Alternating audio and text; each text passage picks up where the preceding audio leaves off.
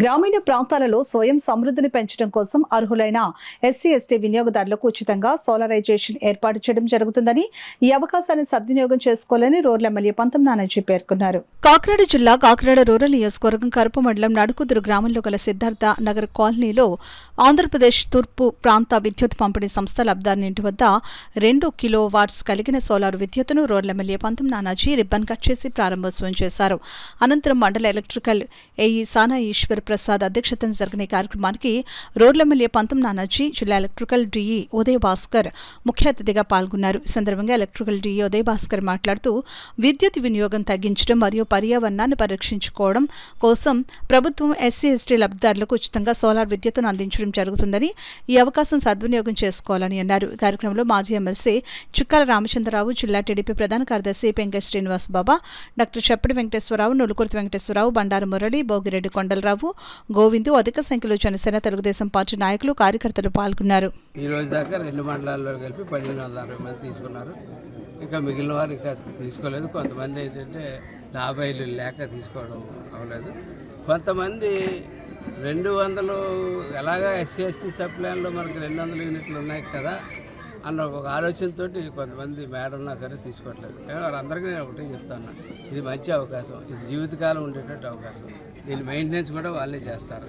కాబట్టి 200 యూనిట్లు ఖచ్చితమైన కరెంట్ మీకు జీవితకాలం ఆ ప్యాన్లో రీప్లేస్ అయ్యేదాకా కూడా మీకు చేస్తుంది. అవసరమైనప్పుడు రీప్లేస్మెంట్ కూడా ప్రభుత్వమే చేపడుతుంది. ఎందుకంటే ప్రభుత్వం పూర్తిగా సోలార్ మీద వెళ్ళాలి. ఏంటంటే పొల్యూషన్ లెస్ చేద్దామన్నది థర్మల్ విద్యుత్ కానీ ఇటువంటి ఇతర విద్యుత్ అణు విద్యుత్ చేయాలంటే కొంచెం ప్రమాదకరమైనది విషయం. కాబట్టి దేశం పూర్తిగా అణు విద్యుత్ దాంట్లో కలుపుతున్నారు.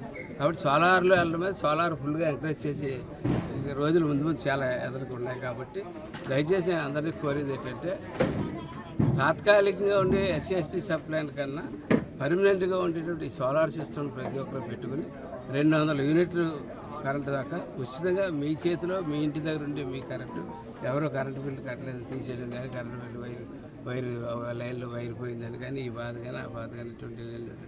సో ఆ 200 యూనిట్లు వాళ్ళ ఇంటి మీద 2 కిలోవాట్ సోలార్ ప్యానల్స్ పెట్టి అక్కడే జనరేట్ చేసి ఈ మన విద్యుత్ వినియోగాన్ని తగ్గించడం కోసం, అలాగే వాడికి రాబోయే రోజుల్లో కూడా ఎప్పటికీ కూడా ఈ 200 యూనిట్లు ఫ్రీ పవర్ ఉండేటట్టుగా పూర్తిగా ఉచితంగా ఈ కార్యక్రమాన్ని గవర్నమెంట్ ఏర్పాటు చేయడం జరిగింది.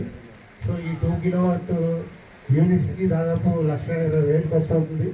సో ఆ 1,20,000 కూడా పూర్తిగా ప్రభుత్వం భరిస్తుంది. అలాగే వాళ్ళ రూఫ్ మీద అంటే స్లాబ్ మీద మనం ఈ ప్యానల్స్ పెట్టుకున్నందుకు గాను డిపార్ట్మెంట్ వారికి నెలకి 200 రూపాయలు అద్దె కూడా పే చేస్తాం. సో కానీ కొంతమంది రూఫ్ ఉన్నప్పటికీ కూడా వాళ్ళ కన్సెంట్ ఇవ్వలేదు. సో వాళ్ళు కన్సెంట్ ఇచ్చినట్టయితే వాళ్ళు కూడా ఈ స్కీమ్లో ఇంక్లూడ్ చేసి వారికి కూడా ఏర్పాటు చేయడం జరుగుతుంది.